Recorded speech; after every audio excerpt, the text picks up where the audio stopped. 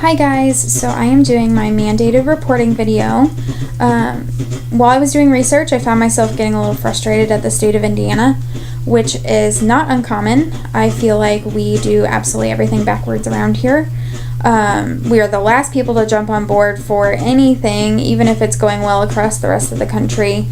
We're just really, really conservative, which is good in some ways and bad in others. So when I did my research for the mandated reporting, I started with kids first. The one thing that I really loved about our state is that everybody is considered a mandated reporter. So any citizen is required to report. With that being said, the next thing that kind of contradicts that, which again, welcome to the state of Indiana, is the fact that you must be able to provide the name, location of the child, and contact information for the parents. So basically you need the child's home address. So somehow you are going to have to be an active member of this child's life. You can't just make an anonymous report of abuse if you see it happening out and about. So one thing that happened recently here that was pretty big on the news that everybody was all up in arms about was a babysitter took a small child, like 9 months old, to a splash pad and had one of those huge buckets of water that collects and then dumps onto the child. She put the baby under that and let the bucket dump on her.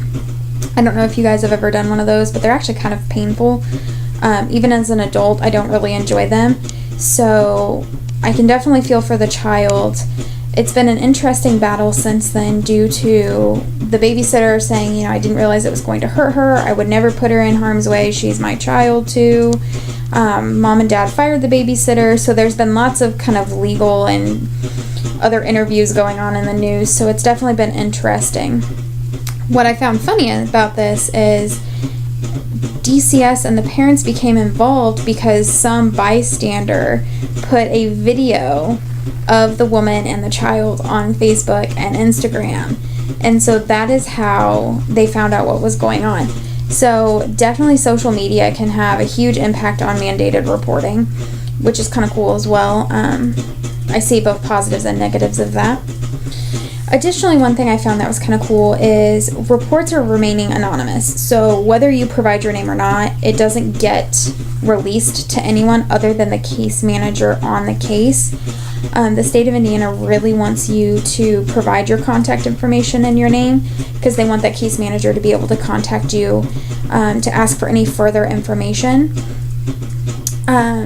So I could see that being really cool and helpful to the case manager, especially if you're really involved with this child. It would allow you to do what's best and continue along with the case.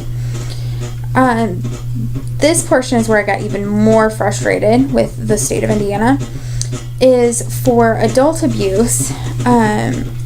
You have to be over the age of 18, but you have to be deemed mentally incompetent or incapable of making a decision for yourself before the state will do anything. And you have to be neglected, exploited, or abused. Which is really frustrating to me. Right now I have a client who is 18. She's a college student, and her dad is still abusing her. And we really can't do anything about it, and she doesn't really have any options either because they're paying for her college. She has to live with them. She can't afford to live on her own. And so it's just extremely difficult to sit there and watch one of your clients and not have an option. In our questions that we were asked, it was asked, would you have a hard time reporting abuse? I personally don't have an issue with it, and I really don't mind if my client knows that I'm the one who reported it.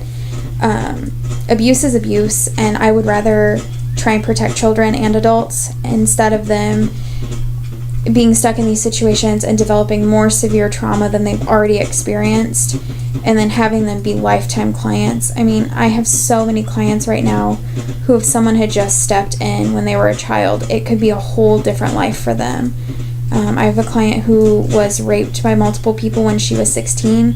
Her family exploited her and made her pick up drugs for them downtown in unsafe times of the night.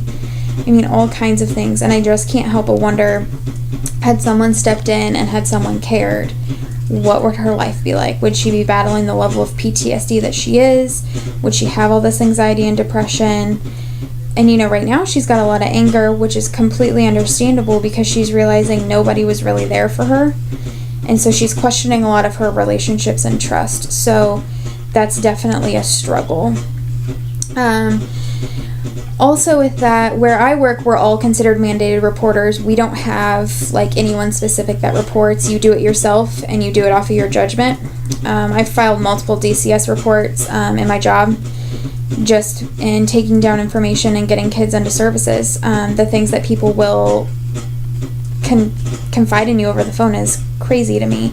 I had one lady tell me that she's a convicted felon who's not supposed to be around children in Tennessee, but now lives in Indiana, and it didn't follow her, and now she's babysitting. And so I had to report that and see what we could do.